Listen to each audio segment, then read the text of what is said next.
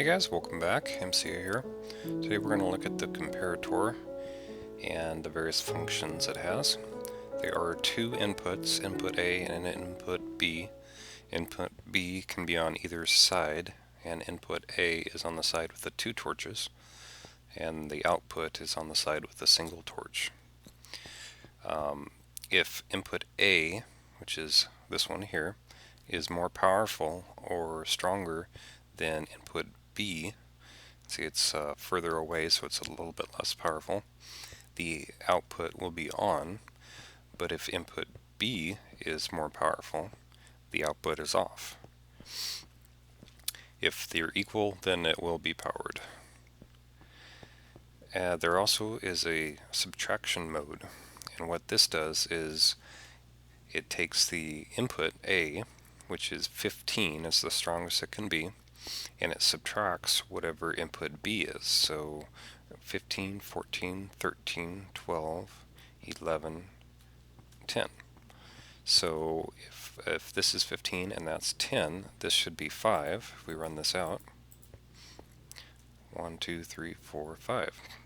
If you move input B closer, like so, the output will be 1. 14 and 15 give you 1. The comparator can be used with all these blocks and any inventory block generally, and a few others. The comparator will emit a signal when there are items in the inventory of a block. If you add items, you can see up on the top there, the torch came on, and then removing them goes off. Any of these items work the same way. The sunlight detector, however, works on the position of the sun. When it's high noon, it's the strongest, and when the sun goes down, it eventually will turn off. Here's a demonstration of how the signal strength changes when you add items. If I max this out, you notice the scale on the right there is maxed. That's 15, and the last one unlit is 16. Each time I take out a stack, it'll decrease by 3. And if you add part of a stack, it will do 1 or 2 or 3. The timing of the comparators are variable, to say the least. They're supposed to be half a tick, as I understand, but they don't seem to be very consistent. If you notice, when I hit this button, we have a straight redstone, a comparator, and a 1-tick repeater. So they should be fairly linear in how they work. But if you watch the 2 pistons in the back, sometimes they will go up together like that, and sometimes the comparator will win. Let's take a look in slow motion, and you can see what I'm talking about.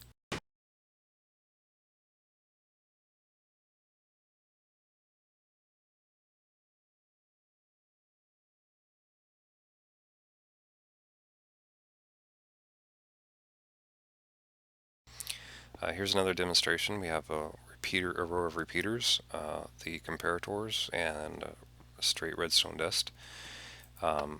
If this is a tick and this is half a tick, you would think it'd be twice as long for the repeater.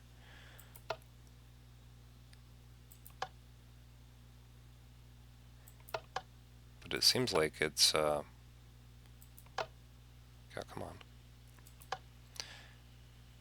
It seems like the comparator is going a lot faster than it should. So that's kind of odd behavior. Here we have set up comparators, 20 I believe, if I remember right, and the ones on the right are hooked directly together, and the ones on the left have a piece of redstone in between. And let's see how that affects the signal. You can see the comparators that are directly together go slightly faster than the other ones.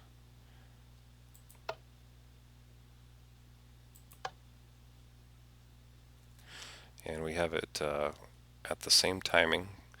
I've got two repeaters going into this dust here, and then a repeater going into that side, and then a repeater going into this side.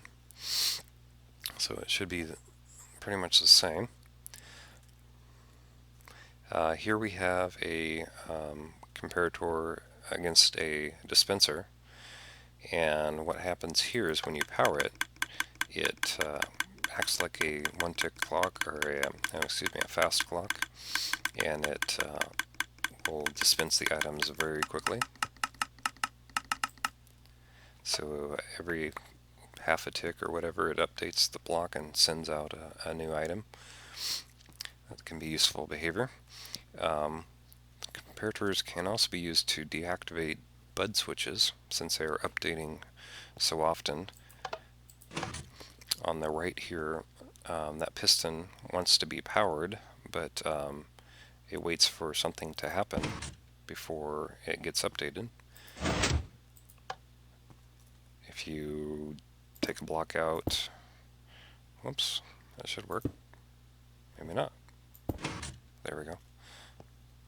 I wonder why the one in the middle didn't work. Anyway, the comparator, since it's updating so often, it will update those instantly, and you can deactivate any stubborn pistons that are acting like bud switches. And if you hook comparators up in a sort of array, they will store the power for a short time. And they will also, if you pulse the power, they will have a consistent output if you can hook up a torch to that, which can be useful. And the timing on these is kind of odd. If you hook them up directly together, it will work, but the timing is different than if you do it like this, similar to what I showed on the other side. If you notice, they go the same, they discharge the same, but if I take away a comparator on both sides, the behavior will change.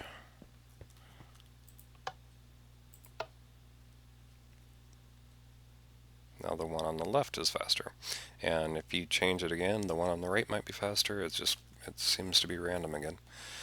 So hopefully they will work on that and get the timing right, but other than that, it's a very useful item to use in your circuits, and I hope this helps you understand how they work and you're able to use them more often.